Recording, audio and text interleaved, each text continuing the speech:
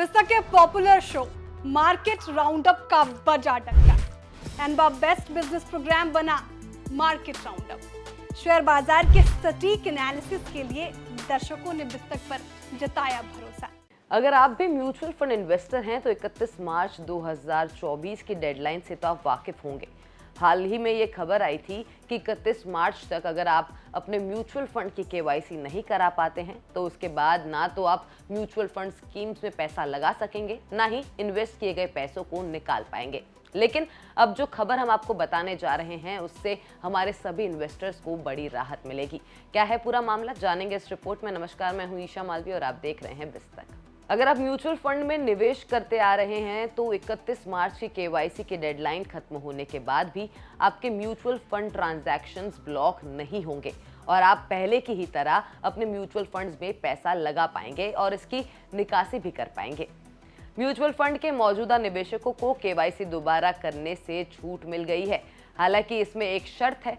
शर्त यह है कि इन सभी म्यूचुअल फंड इन्वेस्टर्स को अपने केवाईसी रिकॉर्ड के मुताबिक अपने मोबाइल नंबर और ईमेल आईडी का वेरिफिकेशन सुनिश्चित करना होगा। केवाईसी पंजीकरण एजेंसी यानी CDSL वेंचर्स ने देश के करोड़ों म्यूचुअल फंड इन्वेस्टर्स को बड़ी राहत देते हुए कहा है कि मौजूदा म्यूचुअल फंड निवेशकों को केवाईसी दोबारा नहीं करवानी होगी, लेकिन अपने मोबाइल नंबर और ईमेल आईडी का वेरिफिकेशन करवाना होगा।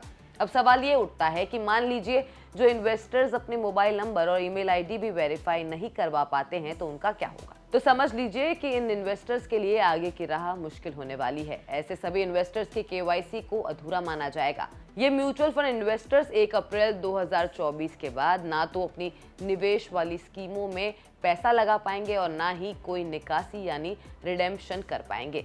इन सभी के लिए 1 अप्रैल 2024 की डेडलाइन है। चलिए जानते हैं कि आखिर किन को री केवाईसी करवाने की जरूरत है। ऐसे इन्वेस्टर्स जिनकी केवाईसी अभी तक किसी आधिकारिक तौर पर वैध दस्तावेजों के साथ आधार पर नहीं हुई है, यानी एक तरह से जिनकी केवाईसी को मान्य नहीं माना जा रहा है और जिन्हें वैध दस्तावेजों के जरिए फिर से केवाईसी करानी पड़ेगी।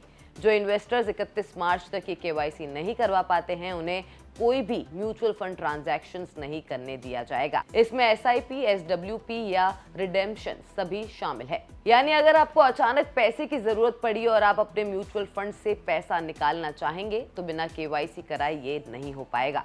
चलिए जानते हैं कि आखिर म्यूचुअल फंड इन्वेस्टर्स को दोबारा केवाईसी करवाने की नौबत क्यों आ रही है। असल में मार्केट रेगुलेटर सेबी ने अक्टूबर 2023 में केवाईसी नॉर्म्स को लेकर एक सर्कुलर जारी किया था और इसके कंप्लायंस के लिए केवाईसी करवाना जरूरी हो चुका है। साथ ही prevention of money laundering, maintenance of records rules 2005 के पालन के लिए भी ये केवाईसी करवाना जरूरी है।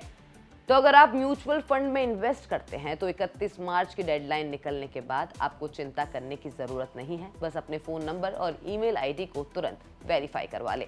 आपके लिए खबर अर्निमा द्विवेदी ने लिखी है। आपको हमारी खबर कैसी लगी हमें कमेंट सेक्शन में जरूर बताएं और बिजनेस जगत की ऐसी और भी वीडियोस देखने के लिए बने रहिए बिस्तर के साथ।